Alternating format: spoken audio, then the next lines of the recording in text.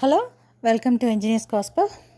Today I will talk to you about what and where is Kreupasanam Marian Shrine. You can see that this video number is H003. Any videos of mine that's from Engineers Gospel that's starting with the letter H relates to Mariology in some way or other. I have put this because this shrine is related to Mother Mary, or this is totally about Mother Mary. So I'm making this video to introduce this shrine to my viewers outside India. Most of my viewers are from North America, some of them in Africa, New Zealand, Australia, and other English-speaking countries.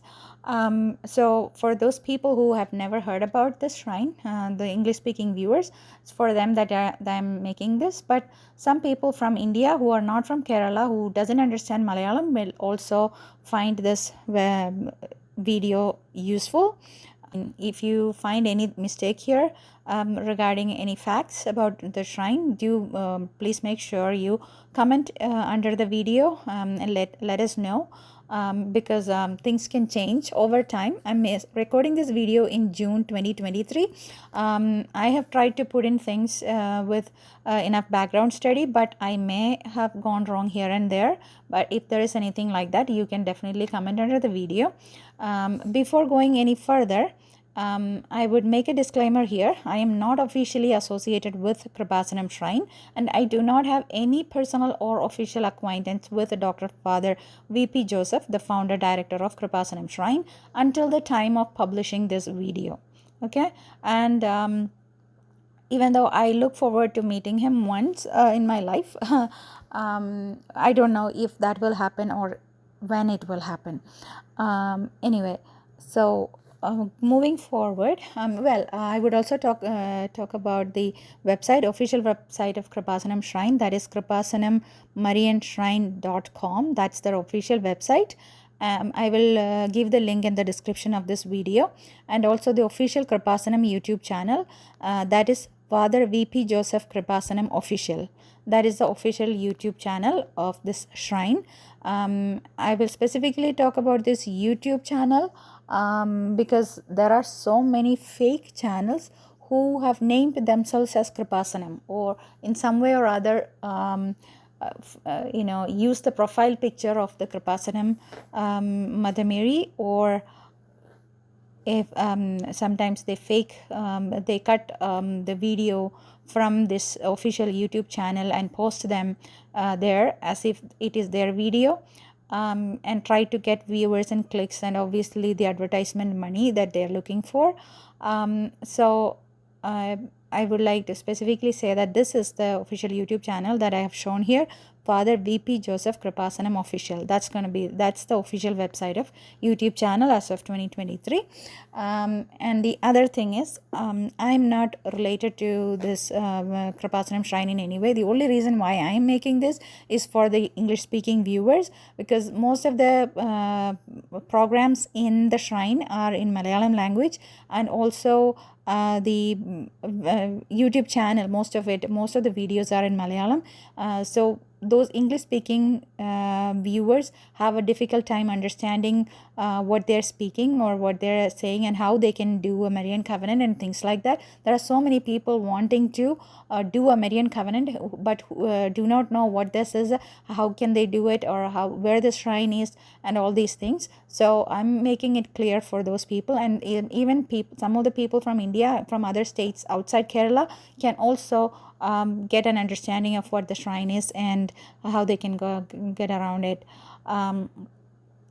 So regarding the contents of this video, I have included what is Kreupasanam, the location of Kreupasanam and its significance, the prayer programs and projects at Kreupasanam, and how much does it cost to attend a program or project, and shrine timings and hours of operation, how they can meet Father Dr. V.P. Joseph, how they can reach the shrine by air or train or bus, depending on where they're starting from or where they're located, and where they can stay once they come into near to the shrine, where they can stay, because if they have traveled a long distance, they would also require a place of stay. And for things to remember at the shrine and premises. While I have tried to do my best to summarize the contents. You do need to do your own research about the shrine, as well as this location and places of stay and everything. Do not use just this video for the information. What this video is intended to do for you is to give an introduction to the shrine. That's all I have intended here. Okay, and I'm not making any money out of this. The only reason is to help some people. Then what is Kreupasanam Shrine? It is a Marian apparition site in India. And those who don't know what is an apparition site is a location where Mother Mary has appeared. Appeared means she has appeared in person. Not like if you have seen a vision, when your eyes are closed and you have seen a vision in your mind. That's not what I'm talking about. Apparition is you see the person in, like, with your naked eyes, you're seeing that person. That's called apparition. Okay. Now this picture you see on the left, the priest, his name is Father Dr. V.P. Joseph, and he saw Virgin Mary behind the altar at Kreupasanam Shrine on December 7th, 2004. That's about 20 years ago at 2:30 p.m. Since then, this shrine has attracted so many thousands and 10,000s, 100,000s of people to the shrine. And the word Kreupasanam means seat of grace, because in Luke 1:28, Archangel Gabriel is calling Mother Mary as here she is filled with grace, right? So because of that, if she is filled with grace, then the seat of Mother Mary can be called the seat of grace. So Kreupasanam, the word of Kreupasanam means seat of grace. Now, as far the pronunciation goes, in North America, you would have trouble reading this word. So if you, instead of Kreu, if you put Kripa, that is Kreupasanam. So if you read it in North American pronunciation, it would be Kripa, Kreupasanam. That is how it is pronounced, Kreupasanam. Okay. Now, where this is located? This is located in India, in the southernmost part of India, which is the state name is called Kerala, and the district name is Alappuzha. This Alappuzha is also called Alappi. Okay. And it is located in a place called Kalavur, and this Kalavur is located between two towns, Cherathala and Alappuzha.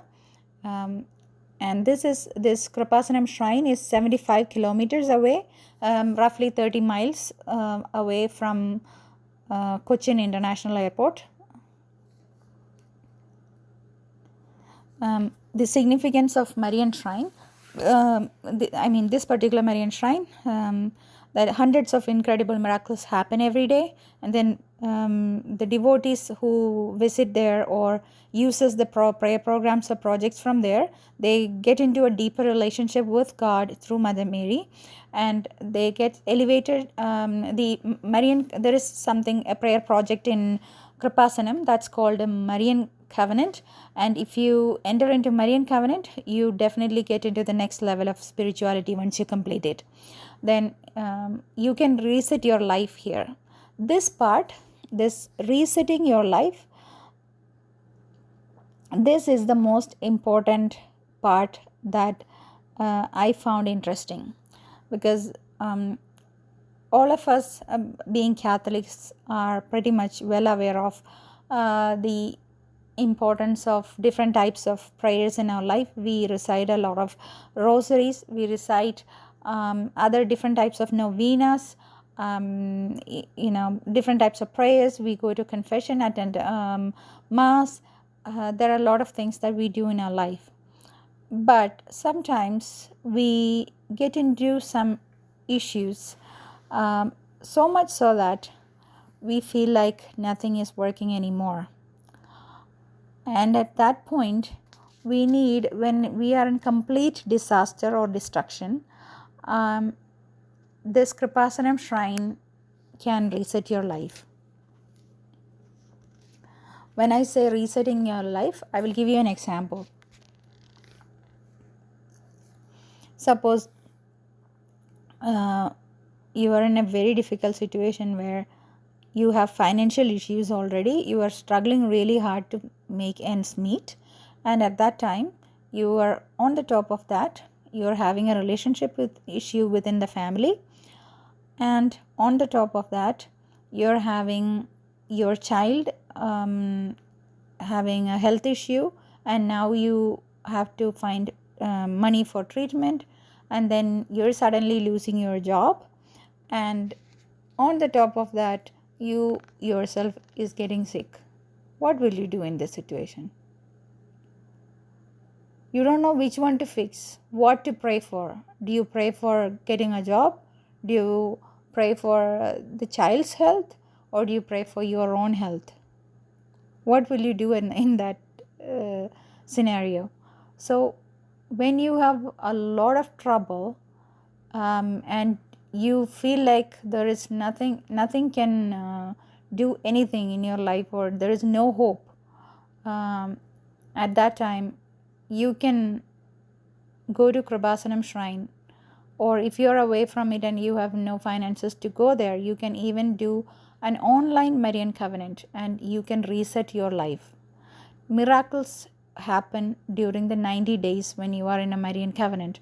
In a different video, I will talk about what is a Marian covenant and more details about how you can do a Marian covenant and everything. That's not included in the scope of this video, but I'm just giving an introduction about that.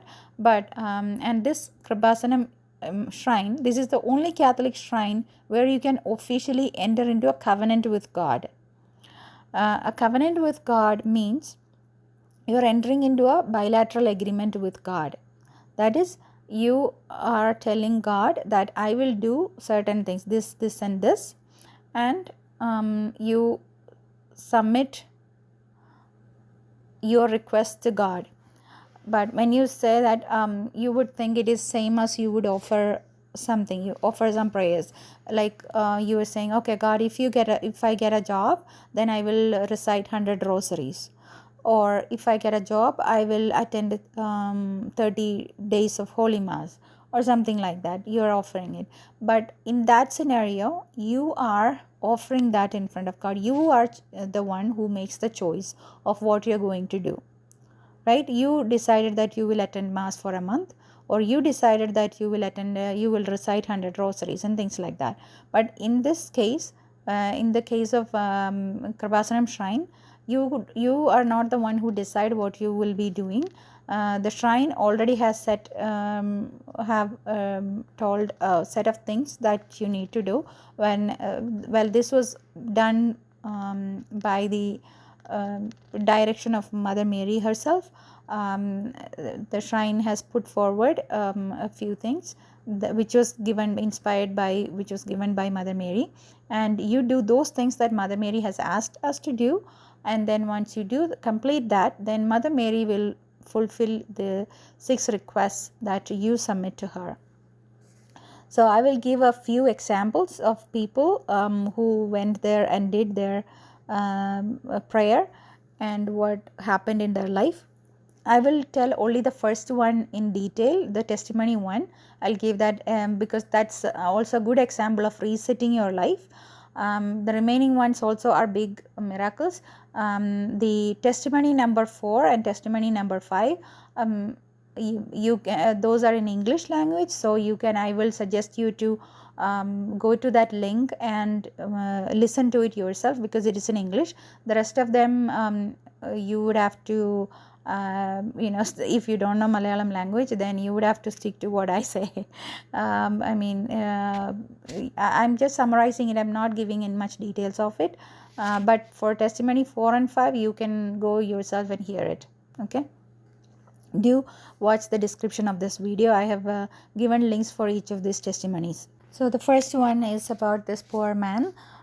He had poor health because he was a kidney patient and he needed 3 dialysis during each week.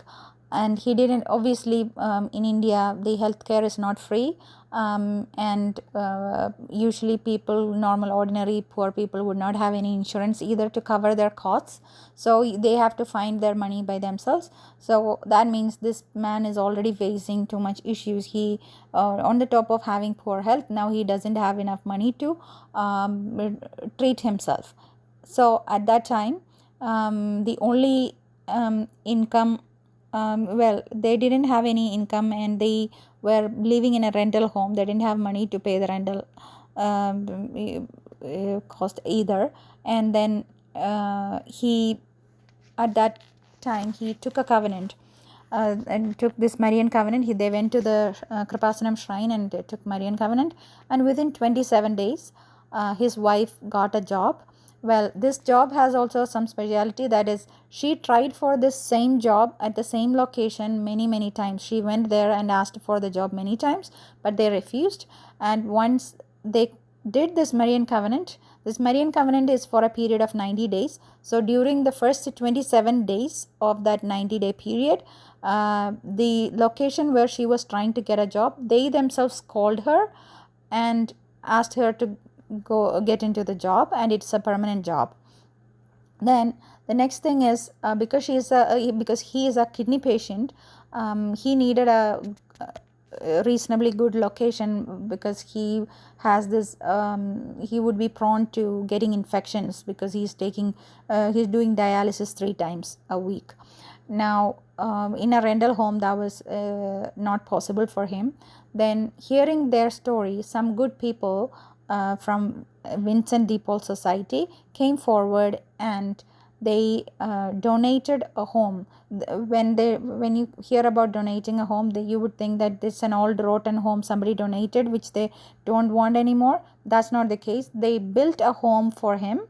This is a brand new home that was built for him, so that he can move into, and it is named for him in the title deed. That means he can go into his own home, and he can live there with his family. So now this is about resetting life, right? Now he had a big disease, and then he didn't have enough money. He didn't have any means of living, and then now his wife is getting jobs, so they have rolling money in their hand, and also they got a home for themselves, so now they don't have to pay the rent anymore. So that's the first testimony. The second one is, she was 43-year-old, and she could not find a spouse, and she took the Marian covenant, and she was able to find one. She also had cleft lips, and she got a healing from infection that's happening in her ear due to her cleft lips. Then the third testimony is that this man had a 3-year-old child who had oversized kidneys, and doctors suggested for a surgery. Then this man came and prayed and took Marian covenant, and then the kid was healed without surgery. Then the fourth one is her husband was about to get laid off from his job, but in Saudi Arabia, and she took Marian covenant, and in addition to getting saved from the layoff, he also got a miraculous salary increment. The amount of salary is a lot more than what they can even imagine. Then the fifth testimony is from Malaysia. Both these testimonies, like I said before, testimony 4 and 5, they are in English. Please go to the description of this video and hear it yourself. About testimony 5, I would say it's a very long, like half an hour video. She did a lot of explanation about what happened in her life. But the main points, I'm just summarizing the main points. That is, after getting laid off from a company, she did a light a candle request at Kreupasanam website. Then she got a permanent job, and later she did many things, and Mother Mary did a lot of miracles. But you hear that yourself in the video that I have given the link for. Then the testimony 6, she was a very poor woman. Her income was below poverty line, but she took Marian covenant, and then She got financial help and she built her home. Also, her baby was saved from the accident. Now, the testimony 7, this is about a non-Christian lady. She touched her sick father with a Marian medal from Kreupasanam shrine. This was given to them by some stranger that they do not know who is, and her old hospitalized father's life was saved. He had a fluid accumulation in liver and that suddenly disappeared. Then in testimony 8, this is about a doctor. He took a Marian covenant and prayed for his post-graduation studies. So then Mother Mary miraculously changed rules so that he could get admission for his preferred specialization for post-graduation in medicine. Also, Mother Mary arranged for sale of their property that they were trying to sell for more than 10 years. Then the testimony 9, this is from Canada. This Indian educated nurse lives in Alberta, Canada. She took online covenant because she was not able to go and do the covenant directly. So she took online covenant sitting in Canada, and she also put light a candle prayer request at Kreupasanam website. As a result, the rules for foreign educated nurses in Canada changed in January 2023 so that she can work as a registered nurse in Alberta. Then she also got numerous other blessings. Then testimony number 10, and this is about a singer. He is a singer, TV reality show artist. He took covenant when doctors took his wife. When doctors told his wife to abort their third baby due to serious complications, even though doctors compelled him, he depended on Mother Mary and did not agree for abortion. The baby miraculously survived. Then they also got numerous other blessings. Then testimony number 11, this lady took Marian covenant for her husband's smoking habit to stop, and it actually disappeared. Then this final testimony about our family, this husband, wife and 4 kids. This family in India decided to suicide in 3 days due to serious financial difficulties. The dad had lost his job and business, and the mom, who was trained as a nurse, had a long gap in her career that made it impossible for her to get hired. It seemed hopeless for the family to live any further. So, but as a last resort, they decided to suicide in 3 days, but except if something happens. So people were talking about Kreupasanam shrine and the miracles happening there. So they thought, okay, this is the last thing we should try. So he took covenant, and Mother Mary intervened miraculously, and his wife got job within 2 days, and eventually he restarted his business. Now, about the prayer programs and projects at Kreupasanam. These are the 3 main prayer programs and projects. Then there are other retreats also about Mother Mary happening there, but I am talking only about 3 things here. Marian Covenant, that's Pilgrim Marian Covenant. That means you would go and visit the shrine and do a Marian Covenant. And then the second thing is doing an online Marian Covenant through Kreupasanam website. You can see the website on the screen, and also I have given it in the description of the video. And then you can also do a light a candle prayer request online through Kreupasanam website. The link for that also you can get from the description of the video. Okay. Then people would be next asking how much it would cost. To do it online from the website, it is free. And if you go to Marian Shrine to do it directly, that also is, the covenant itself is free, but as part of the covenant you would be purchasing some materials like some books, some candles and things like that. For that you would pay a little bit of money, like $2 or $3. That's it. It's I would say it's free, because it's the $3 is as good as free for me. Then shrine timings and days of operation. Right now, as of June 2023, you can enter into Marian Covenant at the shrine on all the 7 days of the week. The Marian Covenant timings are one batch can enter at 7 a.m., then another one at 10:30 a.m., and then there is another one at 2 p.m. So these are the 3 batches. So in order to even get into the last batch, the 2 p.m. batch, you have to get there at before 11 a.m. because you would not imagine there is so many people coming. The thousands and thousands of people are coming there. So if you ever plan to go visit the shrine, make sure you go there early before 11 a.m. After that, no hope. You can go and pray there after 11, but if you are planning to go and enter into Marian Covenant, going after 11, it would not be a good idea to do that.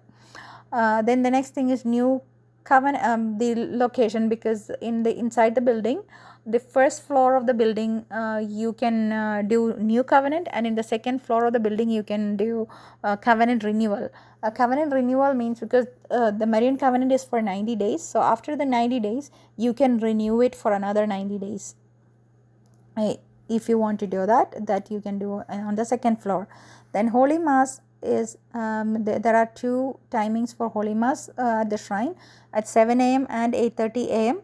The 8:30 Mass is done by Dr. Father V.P. Joseph. Then if you are planning to go there, do make a plan for it, because if you are just going there to visit the shrine, it's okay, it might not take more than an hour.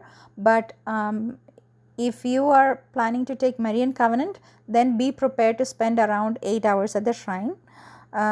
This duration, this 8 hours time would include you attending the Marian Covenant class and counseling and everything. And there is a whole process where you would go to one counter and do something, and then go to the statue and do something. Then you would be attending a procession with Mother Mary's statue. Then you would be filling out some papers and doing the paperwork as an agreement, because you're officially entering into a covenant or a contract. So that requires, obviously a contract would require paperwork. That's why you have paperwork, and then you submit that paperwork in a location. So this whole process takes 8 hours, close to 8 hours, 6 to 8 hours. So go to the shrine as early in the morning as possible. If you get in at 6:30 a.m., you can join the 7 a.m. covenant batch, and may be able to get out at around 2 p.m. The Marian Covenant timings again are 7 a.m., 10:30 a.m. and 2 p.m. So in order to get into 7 a.m., you reach there at 6:30. If you want to go there at get into the 10:30 batch, then you have to reach there at 10 a.m. Or maybe 9:30. Even though the last batch is at 2 p.m., you get there close to 11 a.m. Then the next thing is how you can meet for Dr. Father V.P. Joseph. He's the apparition visionary. He encourages people to believe in and depend on Mother Mary and Jesus for their prayer needs. He discourages people from meeting him. But due to the demand from the devotees, high demand, because all the people who go there wants to meet him and get the prayer blessing from him. So Dr. Father V.P. Joseph meets people on all days of the week except Thursdays and Sundays. But you should reach the shrine before 10 a.m. to submit the request to meet him. Because when you go there, you don't directly meet him, but you first submit your request to meet him at the counter, and then you will be guided from there. The missionaries or the people who are doing the volunteers over there will guide you on what to do about it. Then you can call the phone number that I have given, 919. The 91 is the country code, India code, and then 9447285400. You can do that on the previous day to make sure that Dr. Father V.P. Joseph is present on the day of your visit. But I will caution you though, I tried this number. When I spoke in Malayalam, the lady who was attending this did respond to me. But when I called another time just to check, to to see what she would do if I speak in English, and she hung up on me. I did that twice. I called her twice and spoke in English, and both times she hung up on me. And after that, when I was continuously trying, she was not picking up on my call anymore. So try your luck. If you speak in English and she responds with well and good, it's probably because she is not she doesn't understand, or she's not very comfortable speaking in English. That's probably what it is. Or I don't know whether it was when I was trying, it was some other reason, she was busy or something, so she had to hang up or something like that. I don't know for sure, but that's what happened. I tried twice and I I was hung up. Then when you want to meet Dr. Father V.P. Joseph, you have to have two things. One is you should have a good standing Marian covenant. You cannot directly visit the shrine and meet Dr. V.P. Joseph. You should have a good standing Marian covenant. What does it mean, my good standing Marian covenant? That means you should be within the 90-day covenant, Marian covenant period. Okay, then you would think, okay, then I would do the Marian covenant, go there and do the Marian covenant and meet him right away. That won't be possible. Why? Because you have to, in order to meet Father Joseph, you need to reach there before 10 a.m. and submit the request. At the time of your submission, you should already have a good standing Marian covenant paperwork in your hand. And that's not possible on the same day, because Marian covenant will take 8 hours to finish. So if you get in at 6:30 a.m. in the morning, by the time you have a good standing covenant in your hand, it will be 2 p.m. And at 2 p.m. you cannot submit the request. You would have to go there the next day.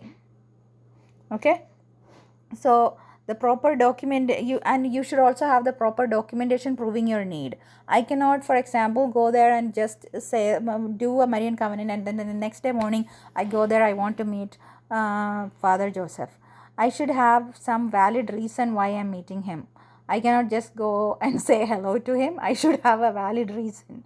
That valid reason means because there are so many needy people, we should not have a bad feeling if the volunteer discourages you from meeting him, because there are so many needy people who really needs to meet Father Joseph, because if he gives preference to people who are having special needs, like if you are in a big debt or serious financial difficulties, you are not finding any hope in life, and you are not able to move forward, or you have a terminal disease, or if you are having a tough exam and then you tried that exam 10 times and you failed, and then you are going for the 11th time, and before that you want to get a blessing from him, or you're going abroad and you're not coming back for a few years. These are all good reasons to get approval for meeting Father Joseph, but you need the documentation. For example, if you are going here from North America, you're going to meet him, then you can show your passport and visa, saying that you can submit that at the counter, show that you are there for only a few days, and you want to and after that you're going back to North America, then you will get approval for meeting him. Or if you are having a terminal disease, for example you have a cancer, then you can submit the paperwork about the scans and things like that, or the blood works, and whatever, depending on, to prove your disease, whatever, or doctor's certificate or whatever. And then or if you're doing the exam, you can submit the hall ticket or the paperwork for the exam registration. Those are the different things that you need to submit. But there could also be another need, like you are trying to find a spouse for 10 years, 20 years, things like that, and you are not able to find a spouse, then but you don't have any paperwork for that to show, right? That time you can just write in a paper that I'm trying for finding a spouse for so many years or so many months or things like that, and I would like Father to meet to pray for me. So you can write that in a paper and submit it. That can also become a document in that specific situation where because that's a finding spouse, because you don't have another document for it. But for any other things like going abroad, if you're going abroad and before that you need a prayer, you need to have a visa or and passport and things like that to show that you are actually going there, because there are so many people trying to meet Father Joseph by telling lie as well. So because of that you need all this documentation. And another thing I will advise you is, do not lie there, because Father Joseph, when he prays, Mother Mary will show him the truth about you, and then that's not going to be, you will not be in a good position when you do that. So I would suggest, don't lie there. Just if you have any genuine need, then do that. Otherwise, just pray to Mother Mary, as Father Joseph always teaches that you pray to Mother Mary directly. It is not important to meet him. Praying to Mother Mary to intercede for you, that's the most important part of visiting Kreupasanam shrine. That's what Father Joseph teaches. Then another thing is, the approval to meet Father Joseph lies purely at the discretion of shrine officials. Your likelihood of meeting him also depends on the total number of people ahead of you in the queue. Then going to Kreupasanam Marian Retreat Center. If you're going by air, you can reach Cochin International Airport in India and then take a taxi to Kreupasanam at Kalavur in Alappuzha district. You can tell the taxi driver that Kreupasanam shrine is located between Cherthala and Alappuzha. I have given a link for this document, that is, I have made a little one-page document that shows the route from Cochin International Airport to Kreupasanam Marian Shrine.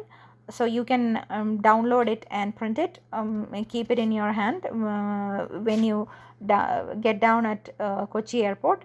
And also these days everybody has their mobile phone. When you get down at Kochi Airport, you can get a SIM card and for a local phone connection, or if you have get any plan that gives you international roaming and makes you able to do phone calls and internet have internet connection in India.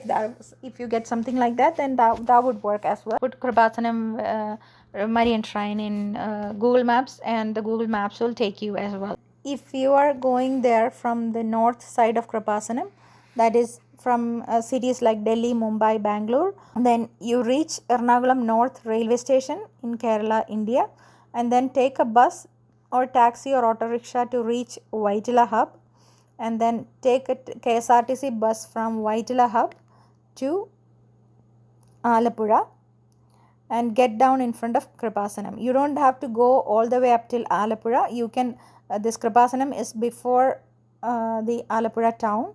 And another thing, I want to remind you, Alappuzha and Alappi are the same thing. It is the same name. Alappi is the English name of Alappuzha.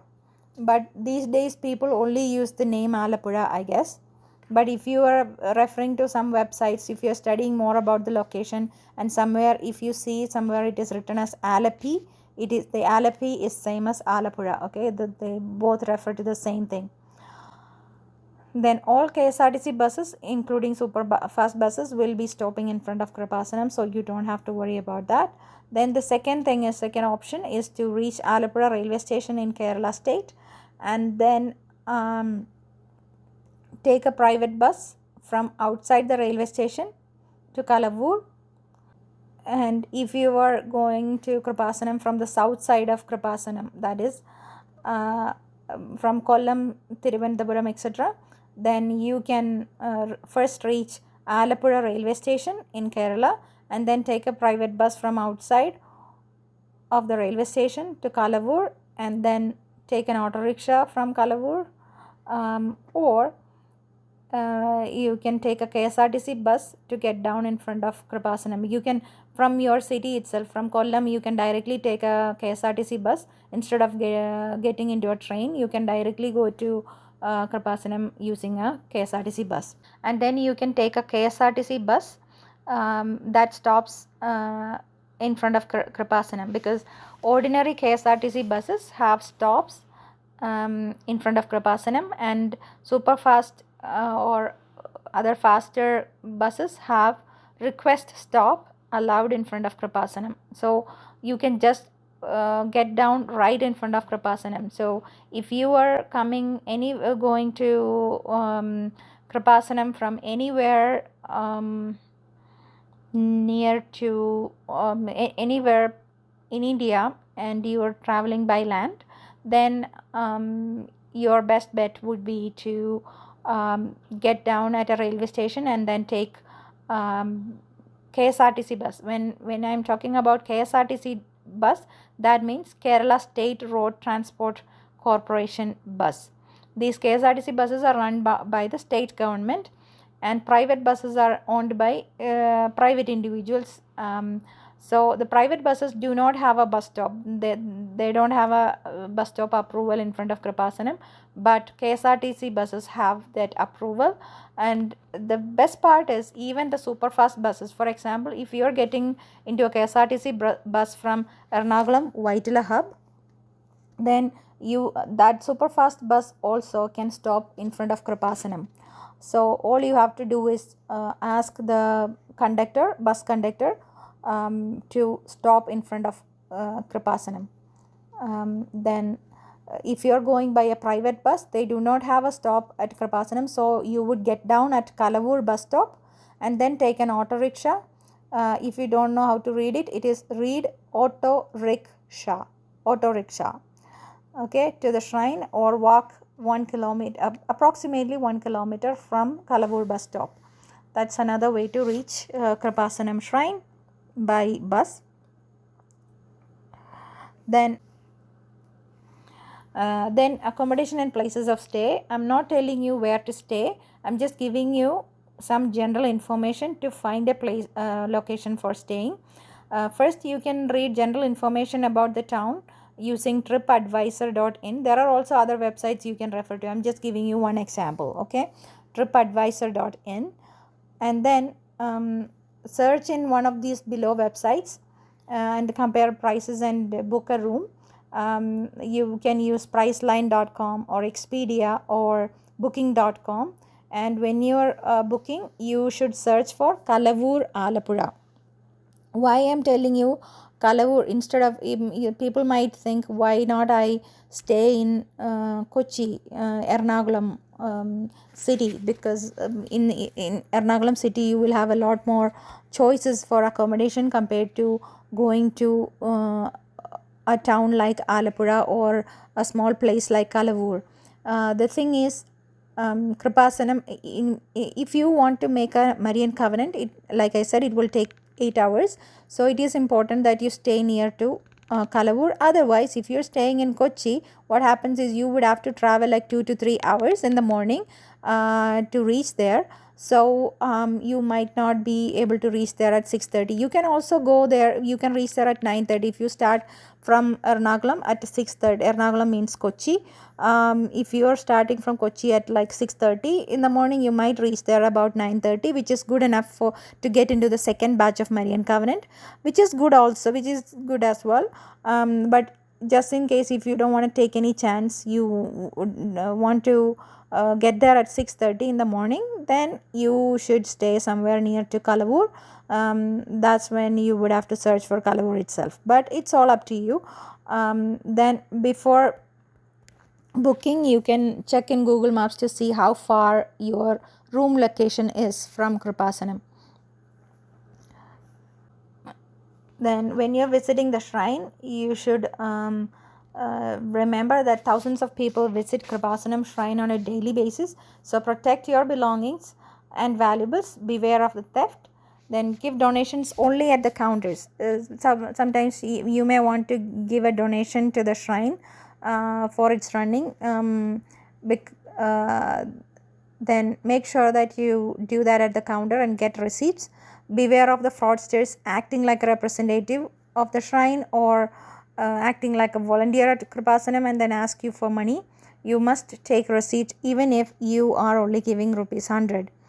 And the other thing is, don't think that if somebody comes to you and gives you a candle saying that this is blessed candle from Kreupasanam and all that, don't think that that's an official representative. No, it could be a fraudster, and he is bringing the candle to you only to make himself more trustworthy. So beware of those kinds of spams and fraudsters. So don't give in to that. If you are giving money, only give it at the counter. I'm not talking about people who are asking you for, okay, I'm a poor person, please help me.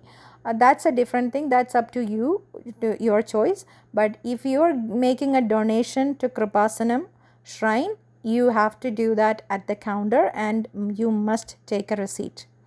I'm not talking about your private donation to an individual. Then another thing I would like to tell you is the candles and other articles sold outside the shrine are by private sellers. They're not blessed. So if you want to get the articles blessed by Dr. Father V.P. Joseph, then you can get those inside the shrine. Okay. Another thing, some general information. If you are traveling a long distance and you're going to Kerala for the first time or India for the first time, you may also want to look around other places. This city of Alappuzha itself is a tourist place. So if you have time, you can also plan for a few days, like a week or two, and you can, depending on your pocket and your budget, you can look around the places. Alappuzha, if you can see in the map, this is where this red dot, you can see this is India. This is where this red dot, this is where Kreupasanam is. If you're zooming in, you can see that it is, you see the location on the left side. You can see that it is Arabian Sea on the left side, and the right side it is a backwater lake. So this is called Vembanad Lake. So this Kreupasanam is very much in between a sea and a lake. So this is there are a lot of places, tourist places in and around this area, so it's a good place to go. And then there is this place called Artunkal. This is a famous shrine as well. There is a big church in here. I would suggest you to visit there as well. Then pretty close to this Alappuzha is the city of Kochi. This is the biggest city in the state of Kerala. This is also a big tourist location. You have a lot of things to look around in this area, but do search in Google for that, what you can do in and around. But I would suggest you one thing, that is, if you are going to visit the shrine from North America, then do give first 2-3 days, I would suggest to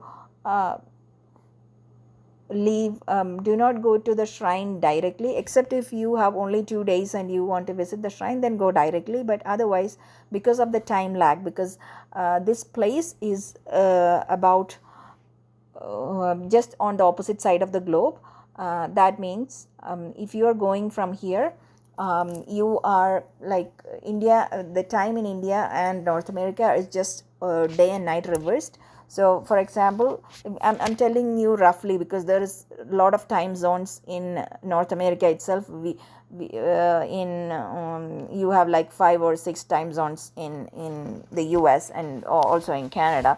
So I would say India is like, if you have 7 p.m. in North America, it would be around 7 a.m. in India. But it depends on where you're located in North America. But I'm just saying roughly, you would be 7 p.m. here and 7 a.m. in India. That means when you have reached India from North America, you would have a jet lag, meaning your body will be like about to sleep, and there will be it will be morning in India at that time. So give yourself some time, because Marian Covenant, when you're taking Marian Covenant, you do want to give your whole energy and your best spirit to the covenant, so that you can focus on the prayers and everything. Because if you are very tired, then you might not be able to do a good job. I mean, you won't be in a very good mood to pray. So if you do have a few days, then wait for a few days, when you after you reach India. This is not for the people who are visiting from different parts of India and going to visit the shrine. I'm talking about people who are traveling by air, a pretty long distance, and have might be having a jet lag. So for those people, I'm saying just leave a few days, first few days, for something else, do something else, go visit other places and everything. And once your body gets used to with the time zone, then you can go visit the shrine. And also, when you do visit the shrine, don't if possible, don't mix other things. For example, you're going there in the morning. You say you decided you're getting into the Marian Covenant at the 10 a.m. batch, then don't go in the morning to visit some other place. Don't do that, because you are focusing on a prayer project, and Marian Covenant is very requires a lot of effort from your part, because it is a project that you're doing. So in order to get the benefit, or get your prayers answered, you need to put in your best effort, and that requires some diligence from your part. So do your due diligence, that is, be prepared, be prayerful, be in the prayer mood. And also, right after getting outside from Marian Covenant, then don't go for a movie. Don't do that. It is just as stupid as you know um, it would be better if you had not entered into the Marian Covenant. In that scenario, I would say go and watch the movie instead. Don't go for Marian Covenant. So if you're going for Marian Covenant, then um, give the whole day for that, if possible, and be in the prayer mode all the time. Now, visas to India. The reason why I'm adding this section in my video is because of the experience of one of my colleagues, because he got a visitor visa to India, a tourist visa, and then he spent so much money. He paid an agent to get the visa, and then after he landed, he had to immediately come back to this country. He was denied entry. He was not able to enter India. He just visited the airport there, and he was faced with a few questions from the immigration officer in India, and he couldn't answer those questions properly, and then he was denied entry into India for two reasons. One, his answers were not believable or trustworthy. Second, he did not have enough length in his visa. The reason why it happened is because when after he applied and got approval for visitor's visa, he was told by the agent that he has approval for staying in India for a period of 6 months. But he didn't understand that 6 month period starts from the date of visa approval. So for example, if you're applying on July 1st for visitor's visa and assume that it was granted on July 4, then your 6 months period start from July 4. That is, the period of 180 days start from July 4. So sometimes you would have submitted your passport for stamping the visa, and the passport might be coming back to you after like 2 weeks, but the counting the number of days start from the date of approval. So take a close look on the visa to see what date it started and what day is its expiry. So that's very important for visa. And the second thing about this colleague is that he was going there for attending a religious program, but somebody told him that it is better to not say that, instead say that sightseeing.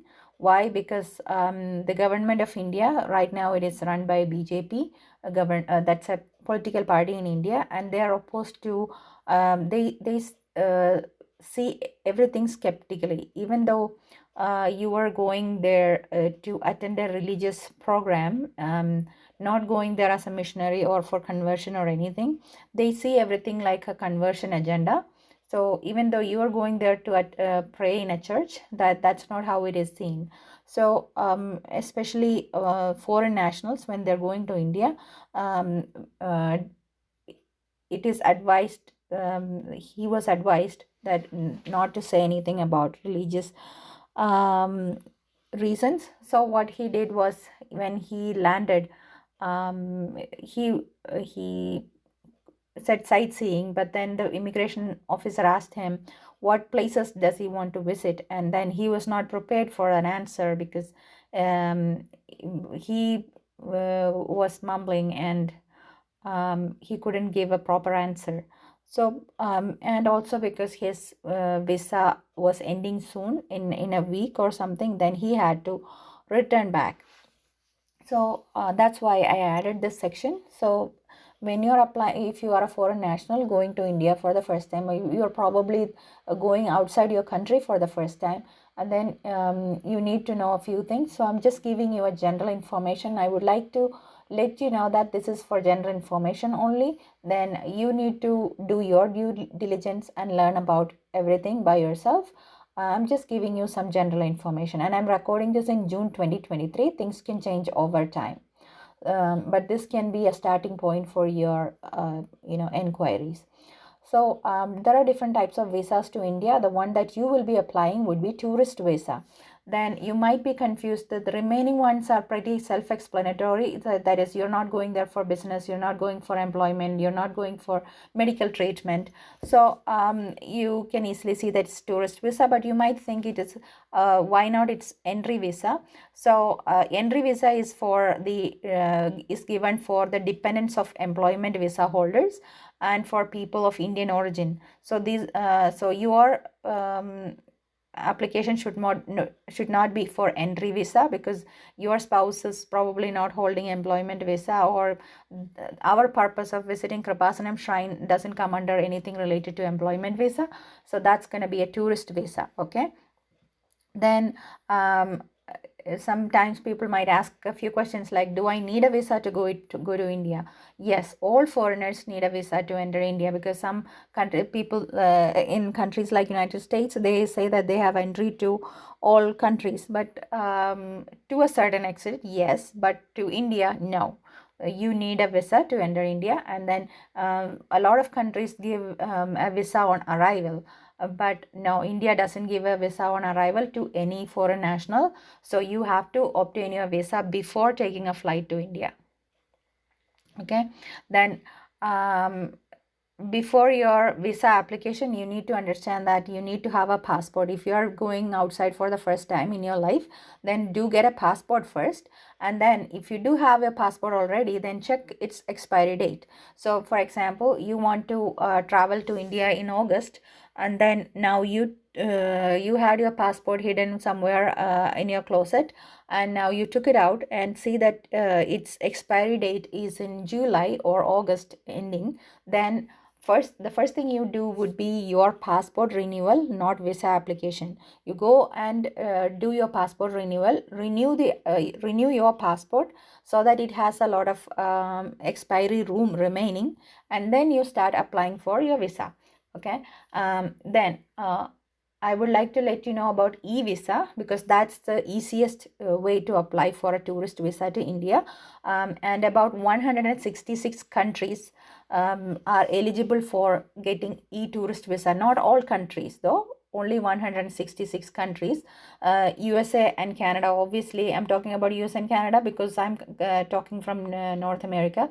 So about 166 countries are allowed to get e-visa. So if you are a citizen of one of those countries, then you can apply for e-visa. That you can do it at from your laptop at home. You don't need a middleman. You don't need to pay for an agent or anything. Just pay the visa fees like $100 and that's it. So then you go to this website. I will quickly show that website to you. This is that website, and when you go there, you can click on this first tab, countries or nationalities who are eligible to avail e-visa. So you click there, you will get this list of 166 countries. So check whether your country is listed there, and then there you can see that. And then the next thing, if you are allowed to get e-visa, then you scroll down from there, and then you can see at the bottom, you can see a sample e-visa application. You can check that and see how any sample e-visa application is done. Or you can directly go here, apply here for e-visa, and then start filling an application form.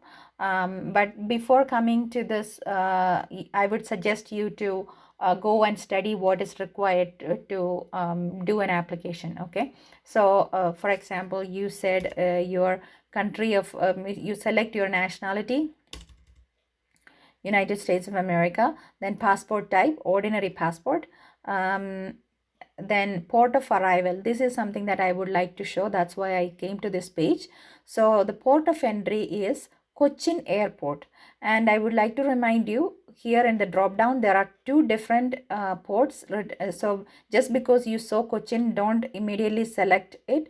Just check and make sure that you're selecting airport, not seaport, because Cochin has two things listed, Cochin Airport and Cochin Seaport. So do not select seaport, you are going to select Cochin Airport, because that's where you're going to enter.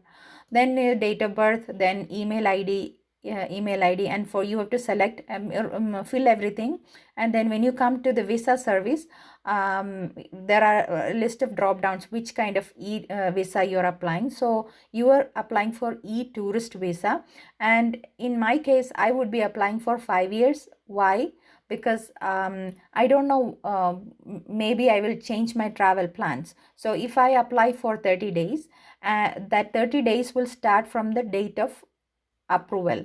So if I apply today and after 3 days my visa got approval, then my 30 days start from that approval date. So I have to travel within 1 month. What if I am not able to travel during that time? Then my visa application fee, my time that I spend on it, everything is gone. Then I have to restart the process again. So what I would do is I would apply for 5 year. You can choose which one you want. Anything is fine with me. I'm just giving you one example of what can happen. So then go ahead and continue this with this application. So that's how you do it. So once again, I'm reminding you, select Cochin Airport, not Seaport. And I would also like to let you know that Cochin, this is a city name. Cochin is same as Kochi. Kochi is the Malayalam name. Cochin is the English name. So both these are same. And when you're booking a flight, the IATA code, the airport code is COK for this airport. So this is the website that where you go for applying for e-visa. Then the other thing is, if you're not applying for e-visa for some reason, for example, if your country is not listed in the e-visa approved list, then you would be applying for a visa at the Indian Embassy, which is called Consulate General of India.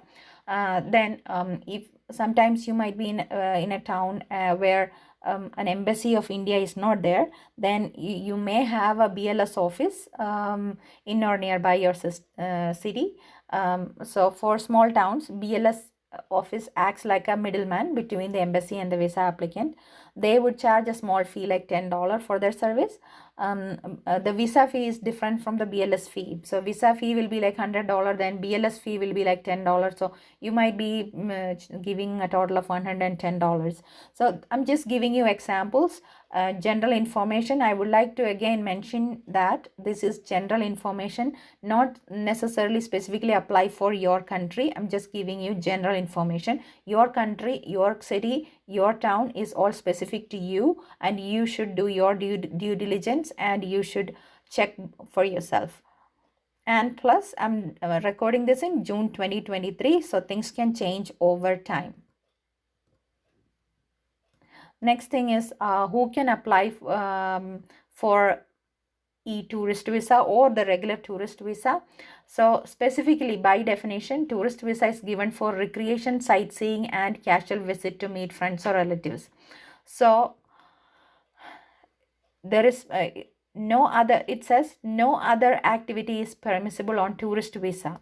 So if they have any doubt that you are going to do any other activity other than recreation or sightseeing or visit to friends or relatives, then your visa will be denied even after visa approval, after you landed at an airport. Still they can deny entry. That's what happened to a colleague of mine.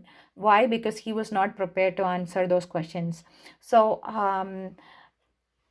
you have to understand the maximum stay by, even though you apply for 5-year visa, that doesn't mean that you can continuously stay in India for 5 years. What it means is that during the period of 5 years, you can use that same visa for going to India multiple times. Each time your entry can only be for a period of 180 days. Then check for, once you get your visa approved, check for its date of approval and date of expiry. And then I would also like to let you know that the dictionary meaning of sightseeing. Sightseeing is the activity of visiting places of interest in a particular location. That's what sightseeing is, the activity of visiting places of interest in a particular location. So that's what you're doing. That is your purpose of visit. So if any official is asking you a question on what is your purpose of visit, you are going for sightseeing. That is your purpose. If you forget your purpose, you will get into problems. So make sure you know your purpose of visit. That's sightseeing. And also be prepared for a list of things. And also, like I said before, be prepared to go for sightseeing, because you're going to India for the first time, or you're going to another country for after a time period. Then do visit some places. Anyway, you're going taking a flight ticket and going there, so spend some time to visit places. So some of the places that you can visit in Alapura and Kochi are, I'm not telling you where to go or what to do. I'm just giving you some examples. So in those sightseeing places, one of those things can be Kreupasanam Shrine. So that's when somebody is asking you a question about why you came, what are you going to do, you have answers. And before you give an answer, study about these places before you go, so that you know what you're talking about. May Mother Mary bless you.